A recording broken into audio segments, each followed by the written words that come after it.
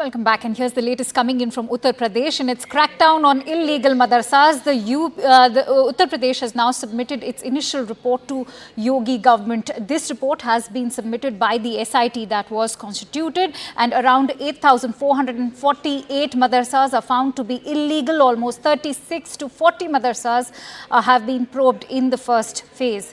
It has been found that almost 100 crores have been directly given to these madrasas. This money has come through Europe and even the Middle East. The probe committee will find out where this money has gone, and each transaction will be verified through KYC. Those paid money will be asked to appear and submit statements as well.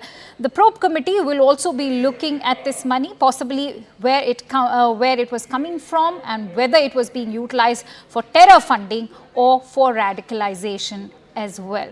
For more details, let's quickly go across to Rishabh Mani, who is joining me on the phone line. Rishabh, हमें जानकारी दे सकते हैं कि funding तो आई, इस funding को किस तरह इस्तेमाल किया गया, ये एसआईटी टीम कैसे एसरटेन करेगी?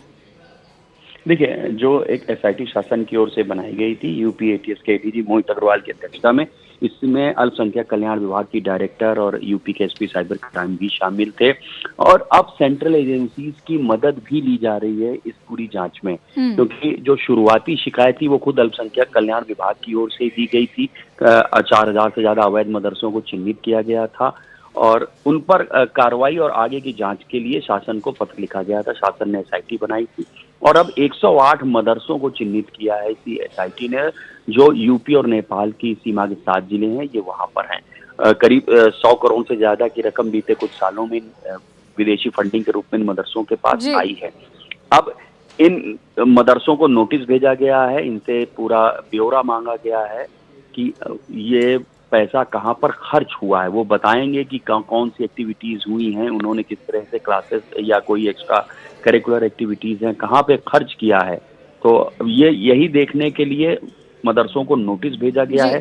जब मदरसों की ओर से नोटिस का जवाब आ जाएगा तब ये जांच आगे बढ़ेगी और शासन की ओर से जैसे निर्देश मिलेंगे, अगर सेटिस्फैक्ट्री नहीं होगा उनका जवाब, तब आगे की कोई कानूनी कार्रवाई होगी। ऋषभ, अगर देखा जाए तो एक बहुत बड़ा नेक्सस भी है एक तरह से, क्योंकि यहाँ फंडिंग आती है पर वो आती इस जरिए से है कि एनजीओज में पैसा जाता है, चिट फंड्स में ये पैसा जाता है।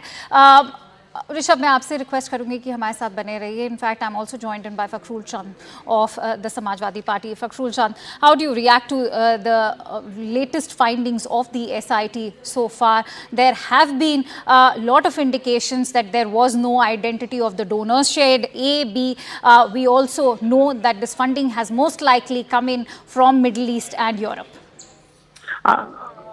देखिए, एजेंसियां अपना काम करती हैं। एजेंसियों की जांच पे समाजवादी पार्टी को कोई टिप्पणी नहीं करनी है। जब फाइनल उनकी विवेचना पूरी हो जाएगी उस पर कोई जवाब देंगे। लेकिन जो भारतीय जनता पार्टी है उनके पास मुद्दे नहीं हैं आज। वो हिंदू मुसलमान, मंदिर मस्जिद, भजन कीर्तन, अजान, लफ्ज जिहाद, हिजाब, नकाब, मदरसा, फिल्में, मज़ारे, यूसी से हलाल प्रोडक्ट। पर फखरुल साहब, ये भी कहा गया है, बीजेपी के बहुत से पॉलिटिशियंस ने ये भी कहा है कि समाजवादी पार्टी के ही दौरान ऐसे बहुत से मदरसों को इनकरेजमेंट दिया गया खुलने के लिए जिनका कोई भी चेक नहीं किया गया है। राइट टू एजुकेशन एक्ट में कहा जाता है कि पूरी तरह से चेक हो जाना चाहिए as far as these madrasas are concern. कोई भी चेक्स नहीं किए गए। आपकी मुलायम सिंह जी के गवर्नमेंट के दौरान ऐसे हुआ है? देखिए, ऐसा है ना कि मदरसे किसी को शिक्षा के लिए रोकने का कोई प्रावधान नहीं कि हम किसी को ये कहे कि आप शिक्षा देना चाहते हैं, आप मदरसा खोल के अरबी पढ़ाना चाहते हैं, उर्दू पढ़ाना चाहते हैं, इंग्लिश पढ़ाना चाहते हैं, हिंदी पढ़ाना चाहते हैं, पर क्या शिक्षा ही हो रही थी? यही तो एक सवाल है। कहा यही जा रहा है, इन्वेस्टिगेशन में अभी तक यही उभर के आया है कि शिक्षा नहीं हो रही थी, रेडिकलाइजेशन हो रहा था। बहुत फर्क है रेडिकलाइजेशन और शिक्षा। ये जिम्मेदारी किसकी है? ये जिम्मेदारी किसकी है? मैं तो फिर कहूंगा कि भारतीय जनता पार्टी मुद्दों से ध्यान हटाना चाहती है। बताइए, एसआईटी की जांच कब होगी? जो विधान परिषद में भर्तियां हुई हैं, जिसको माननीय उच्च न्यायालय की डबल बेंच ने कहा कि सीबीआई जांच हो, आप सुप्रीम कोर्ट चले गए, उस पर रोक लगा ली ना। चलिए, ये जो आपका आरोप है वो भारतीय जनता पार्टी खुद आंसर करेगी। मेरे साथ आनंद दुबे ज्वाइन कर रहे हैं।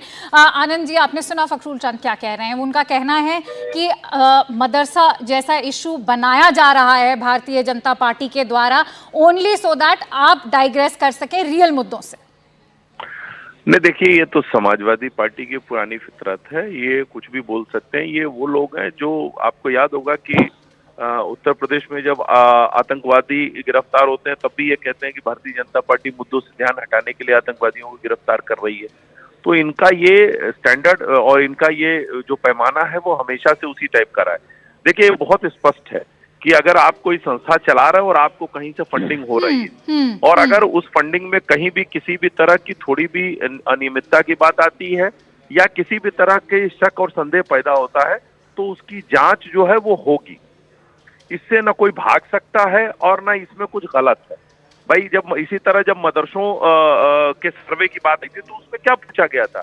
उनमें बड़े सिंपल से प्रश्न थे कि भाई ये जो मदरसा खुला तो कब खुला जी, आप क्या पढ़ाते हैं जी? अरे आनंद छोड़िए, हम लोगों को इस पे एतराज नहीं जात पे। आप बताओ विधान परिषद की भर्ती का बताओ ना। नहीं, आज हम मदरसों के बारे में बात कर रहे हैं। फखरुल जी, चलिए मदरसों के बारे में बात करते हैं। मेरा सवाल बहुत सिंपल है। फखरुल जी, मेरा सवाल सुन लीजिए। मोहित अग्रवाल नहीं, मोहित अग्रवाल है अफसर जो उस एसआईटी की टीम को हेड कर रहे हैं। उन्होंने साफ साफ ये, आप मेरा सवाल सुन लीजिए, मैं आपसे दरख्वास्त करूंगी। मदरसों की जांच नहीं, एजेंसियां जांच कर रही। मैं आपको बता रही हूँ, एसआईटी टीम को जो हेड कर रहे हैं उन्होंने क्या कहा है। संसद पहुंचाने वाले लोग हमें आतंकवाद से कम उपदेश मत दे। भाई, आतंकवादियों के परिवार के साथ फोटो कौन खिंचवाता था? गठबंधन करके पत्थरबाजों के मुकदमे आनंद जी, वापस लेने की जरूरत नहीं है। आनंद दुबे जी के पास, आनंद दुबे जी, एक सेकंड। फखरुल चंद, एक सवाल बहुत सिंपल है। जिसकी सरकार में नौजवानों को रोजगार मिलता नहीं, भर्तियां होती तो मनमाने ढंग से भर्तियां होती। विधान परिषद में जो घोटाला वो किसी से छुपा हुआ नहीं। ठीक है फखरुल चंद, मेरा सवाल सिंपल है। क्यों ये मदरसों के जितने भी पूरी एडमिनिस्ट्रेशन थी, ये डोनर्स की आइडेंटिटी क्यों छुपा रही थी? ये एसआईटी टीम ने खुद कहा है कि डोनर्स की आइडेंटिटी छुपाई गई है। आपको ज़कात मिली, आप बताइए ज़कात किसने दी? नहीं, हम तो चाहते हैं कि उन गरीबों ने ज़कात दी जहाँ पे मदरसे खुले हैं। समाजवादी पार्टी चाहती कि मदरसे भी बताए कि पैसा कहाँ से आया, कहाँ से चंदा आया, और भारतीय जनता पार्टी भी बताए कि उनको कहाँ से चंदा मिल रहा है। जो वो 5 साल 7 साल में इस देश की सबसे अमीर पार्टी हो गई। चंदे की रकम तो सबको बतानी चाहिए, और वो भी बताना चाहिए जो प्रधानमंत्री केयर फंड बना था लोग वो कोविड के समय पे, कि उसका पैसा कहाँ है। तो बहुत से सवाल है जिनके सवालों का जवाब मिलना चाहिए। आरटीआई के दायरे में लेके आना है तो सारी चीजों को लेके आइए। हम चाहते हैं कि सबकी निष्पक्ष जांच हो। जितनी भी चीज, जितनी एजेंसी, जितनी भ्रष्टाचार हो रहे उनकी भी जांच, और उस पर क्यों कोई सवाल नहीं उठता है, उस पर कभी डिबेट नहीं होती। हम तो चाहते हैं विधान परिषद की भर्ती पे आप डिबेट रखिए, कभी शिक्षक भर्ती पे डिबेट रखिए। चलिए फखरुल चंद, आपको जो बोलना था आपने बोल दिया। आनंद दुबे, आपके क्लोजिंग थॉट्स लेना चाहूंगी इस बात पे। देखिए, सबसे बड़ी बात है कि जांच तो सबकी चल रही है, जेपीएनआईसी की भी चल रही है और रिवर फ्रंट की भी चल रही है, विधान परिषद की भी तो चले। जो भर्तियां हुई हैं, शिक्षक भर्ती में घोटाला हुआ, उसकी भी तो जांच चले। अरे उसकी जांच नहीं चलेगी, इंतजार कीजिए, समाजवादी पार्टी की सरकार आएगी, विधान परिषद भर्ती के घोटाले की भी जांच होगी, शिक्षक भर्ती के घोटालों की भी जांच होगी, और जितने घोटाले भारतीय जनता पार्टी की सरकार में हो रहे, गड्ढा मुक्त के नाम पे, छात्रवृत्ति के नाम पे, इन सब घोटालों की जांच होगी। इंतजार कीजिए।